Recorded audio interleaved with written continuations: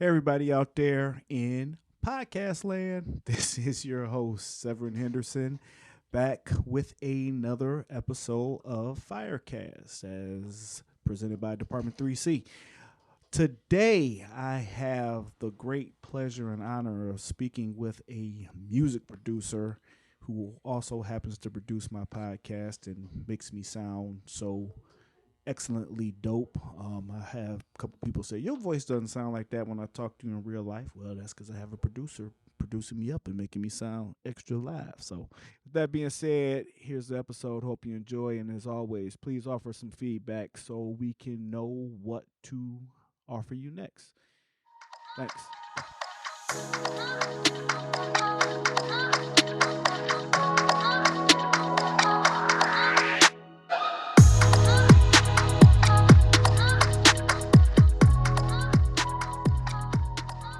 Danny, the producer, how are you today, sir? I'm great, man. What's up, Sev? So, Danny, I met you, of course, through the Fire and Iron crew. Like I said, you produce my podcast, produce some other podcasts, and you make people sound excellent. But besides doing that, you have a background in music, and that's really what I wanted to talk to you about today. So, tell me about you. Tell me about your music career, how you got into production, and all that other fun stuff. Yeah. Well, thanks for having me on the show. I appreciate it. I'm excited to sit down and chat. Yep. So I got into music at the age of 10. I started playing. We were getting ready to play for the 6th grade talent show, and we ended up winning. And then won again in 8th grade. No, and it was all history from there. I don't know. I played in bands ever since. First signed, with a little indie label when I was 17 years old, making metal music. Okay. And played in some other bands, after that, hopping around genres and getting into the Chicago DIY scene. And then really started taking production seriously, I would say about 5 years ago. Okay. Where I really kind of stepped into my own with writing songs for other people, making beats for other people, selling it to them, and playing those shows, out with multiple artists. That's what's up. Now, you said Chicago DIY. Is that do it yourself, or is it DIY be something else? No, it means do it yourself. Yeah, it refers to like the underground show scene where a bunch of venues kind of pop up across the city that are low-key illegal. Okay. And they're known as like punk houses and stuff like that. Okay. Yeah. So I was going to ask you to like give me a name or something, but I don't want to incriminate anybody. So no names, please. We'll leave it at that. It's just house shows. I mean, if you don't get over 150 people, I think you're in the clear, know. But so it's just Chicago house shows. There's a whole network of people that kind of play in that scene, and it was kind of fun to do a lot of that through college and a little after college. Sweet. So when I first moved here, I was kind of trying to find my way around the city and go different places.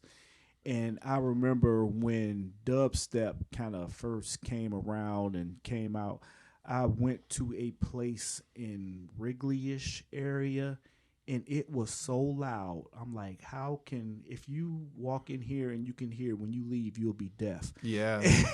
And it was just like super loud. So I don't know if that was like one of those punk houses or not. But it was only me, the DJ, and like 2 other people in there. And I had to leave because it was way too loud. Too much going down. No, I was definitely at my fair share of dubstep shows in that era.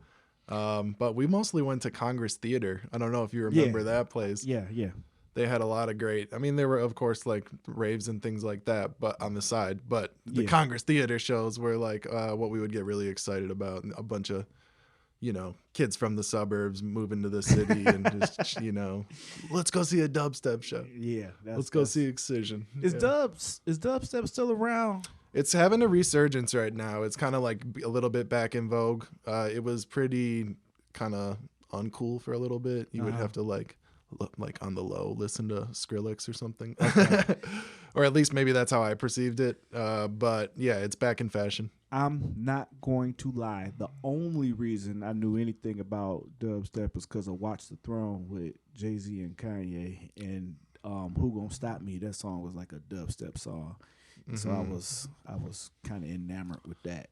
It was an era at that time where every artist had to have just like a Just little one. Yeah, exactly. That was Throw like something in there for 'em. 2010. Yes, 10-ish, yeah. exactly. Okay. That exact era. You say it's trying to come back now. It's got its little thing going. It's popping off on TikTok. Okay. But it's also the thing that's really kind of taking hold in the electronic scene is this stuff like tech house and drum and bass, like UK garage is going pretty hard right now. Okay. I heard of that before too. I'm not another part I'm not gonna tell a story about is like newer music I'm not up on as much as like growing up. I'm like, I'm never gonna stop listening to rap. I'm gonna listen to rap for the rest of my life. And now I listen to some songs. It's like, oh my God, what am I listening to? So that's why I kind of listen to podcasts more, listen to books, and don't nobody want to hear people just talking is what I've heard before. But I like listening to people talk because they say different stuff. I listen to way more podcasts than I listen to music. Okay. I'll be honest. I mean, I listen to a lot of podcasts about music, but it is really podcasting. I'm so thankful that I get to work in podcasting and in music because as long as I'm working in audio, like I'm happy. Right? Yeah. But I all day long from the moment like I woke up to like in between stuff at work to like right before you got here, I was listening to a podcast. It's like the perfect background. I mean, if they have something informational to tell you, something you can learn about, know about, and I haven't got to the point, I'm sure I can get there with the help of you, but like the super overproduced podcast where like I'm talking to you and then it goes off and plays a little snippet of something else with some music. One day I'll get there, but for now we just talking. Yeah, I mean it's very doable. It's very doable. It's very doable. It's very doable. Hey there, this is Danny the producer, letting you know that it is in fact very doable. Enjoy the rest of the show. Those podcasts are fun too. I actually find the ones that I enjoy the most are the ones that have almost no editing at all. I'm with that. But I am happy to do more editing if you want it. Well, that's the thing. I don't necessarily always need that much editing with the shows I do. My guests come through. They know what they have to say. I have a better idea. I feel like I'm getting better at interviewing guests, and it kind of flows, and I'm not sitting around saying a bunch of ums and who's and and Yeah. That'll be it for this podcast. No more So I just did it. There it goes. Got to get around it. What I was about to ask you is, so you said you were playing a lot of instruments. You were in the music that kind of way. Yeah. How many different instruments do you play? Well, my main instrument was always the guitar. That was like what I grew up playing. But the first instrument that I learned to play was like the drum set, like playing the drums. So I guess guitar, drums, synthesizers. I've always played synthesizers. And in the last 3 years, I've started learning more intensely like the piano, because stuff I would do on the synthesizer was more so just like so I could play with the different sounds and get different textures and add, interest to my songs. Whereas I wasn't like, I couldn't play chords. I didn't know, everything that was going on there on the keyboard. So go ahead. I just kind of sat down with it, especially once, COVID hit. I had all this time to start really pouring into it. Yeah. And learning to play the piano was really difficult for me initially because on the guitar, you play the rhythm with your right hand and the melody with your left hand. Right. But on the piano, you play the rhythm with your left hand and the melody with your right hand. Yeah. So rewiring my brain to work in that new way was difficult, but I found it pretty rewarding. So drums, guitar, piano, synthesizers. I also learned cello in that time period. Only enough that I can make sounds that aren't horrible, and then I can manipulate them in the computer at a later time. Okay. And lots of drum machines as well. Nice. I like programming drum machines. I saw you had a trombone. Is that yours? No, it's not mine. That's my roommate's. Oh, okay. Yeah. Because I was wondering about.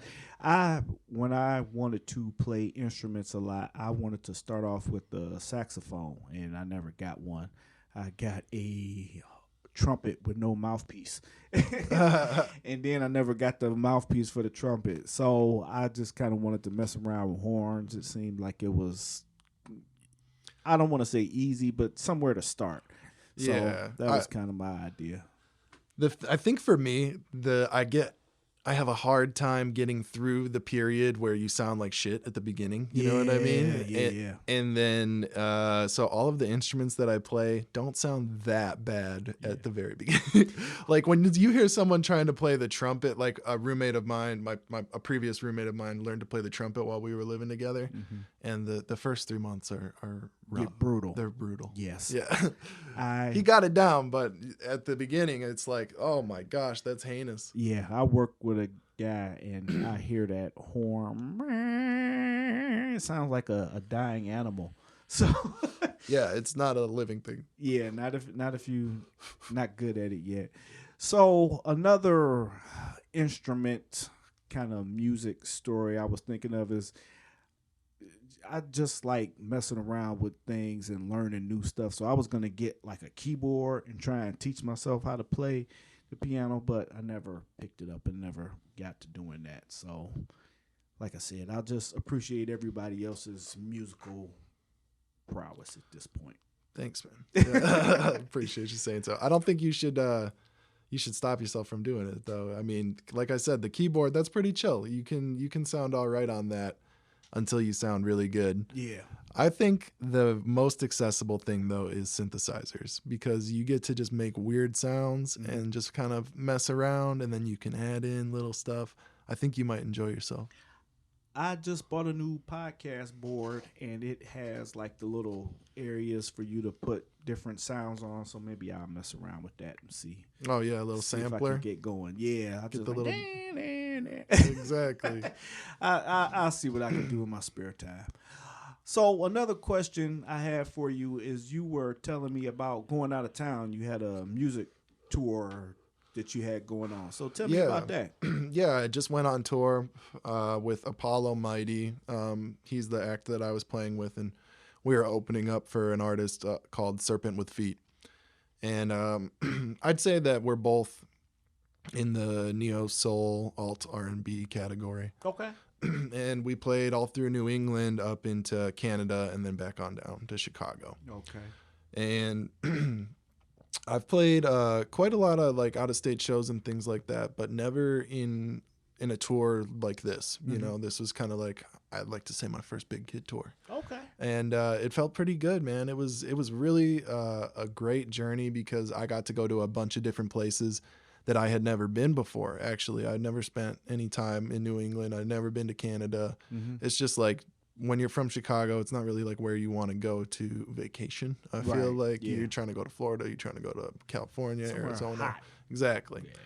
Yeah. And I was super blessed, because it was originally set to be in February, but the COVID spiked and we had to push it then to October.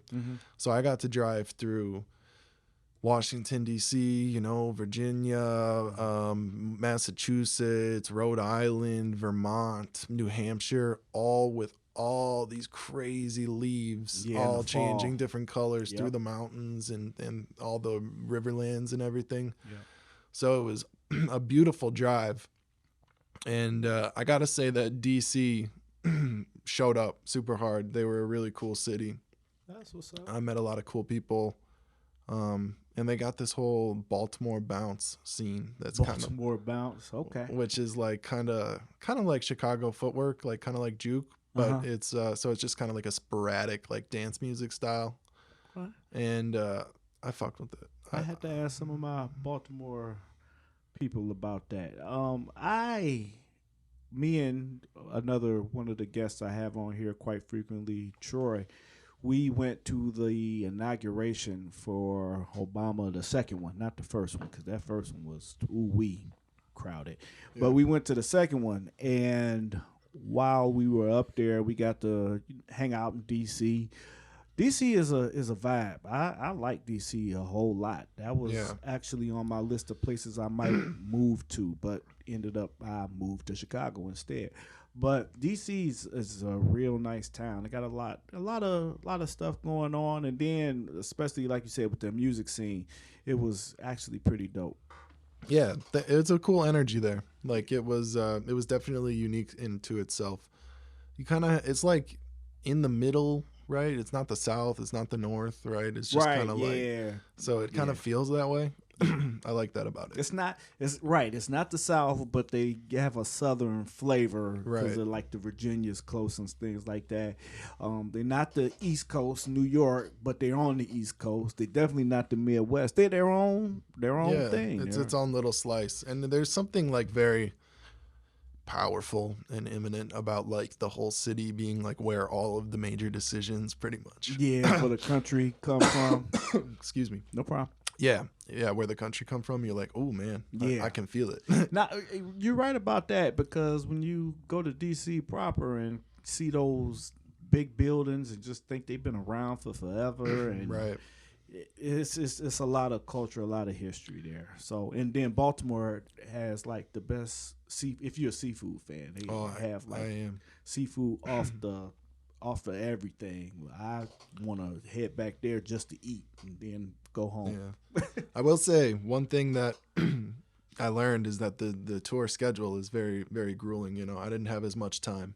Now that's what you led me into what I was going to say, because you said you thought you was going to be able to kick it a bit more and you weren't able to. So tell me about that. Yeah, I mean, I guess I had about 3 days in the whole endeavor where I was able to like kind of chill, you know, but a lot of the time, especially if you have back-to-back shows, like if you're in DC and you got to get to Boston, like that's an 8-hour drive. Like right. So you play the show the night before, you go to sleep, you wake up, and you hit the road because you got to be at sound check by load-ins at 4. Okay. And tell me about the artists that you hung out with or that you doing the tour with. Apollo Mighty, we've been making music together for maybe 4 or 5 years now, and he's from Memphis. He's got like a really cool flavor, and we just met like a couple of friends introduced us randomly one day at a bar, and he's like, hey, I need a guitarist. And I was like, I'm a guitarist, and then the rest is history. I like how that works out. Yeah, that's always dope. So we got to do some pretty cool stuff. We were signed to a label out of Sweden actually called Go for Gold, and put a bunch of singles out and a record out with them. We had our own little group together called Ethos, where we had like a bunch of songs that I was singing on to, and kind of had like a little more of an electronic flavor. So it didn't quite feel like only Apollo Mighty, Right. So we created this other group and released, a single with them. And it's cool. So we've been doing our thing, for a minute now. And one thing that, I've always liked about playing with Apollo is that like, the best way to sum it up is with a story. So like the first time that we played together, when we met and he's like, I need a guitar player, I got this gig. I'm like, all right, cool, I'm down. We only had so much time to prepare, so we played about maybe 8-9 songs, and then people were calling for an encore, and we were like, we ain't got any more songs. So we were like, okay, they're feeling it. They were definitely feeling it. So we were like, all right, cool, well, we're just gonna make something up. And I just started playing, and he just started freestyling, and it was hype, and people were into it. So it's just kind of like that feeling of like, all right, I know that like whatever happens, it's gonna be fine. Oh my God, that reminds me of a horror story playing with Apollo. Oh, so it ended up working out for the best. It was fine, but so we were playing at the Tonic Room. We were playing at the Tonic Room, now known as Golden Dagger. And we packed this place, man. Like it was full to the brim, and of like a lot of cool industry people. Like it was packed. And we go up to play our set. I got my whole set up ready to roll. I go to press play on my computer to do like the tracks, and the computer starts auto updating, and I just get a black screen with the little timer.